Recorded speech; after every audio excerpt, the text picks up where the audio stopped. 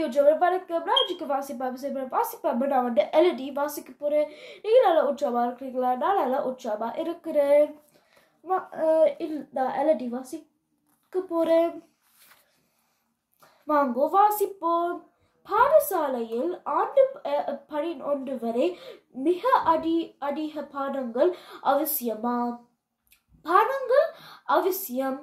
ஏனெனில் உங்களுக்கு தெரியும் எந்த பாடங்கள் உங்களுக்கு விருப்பம்.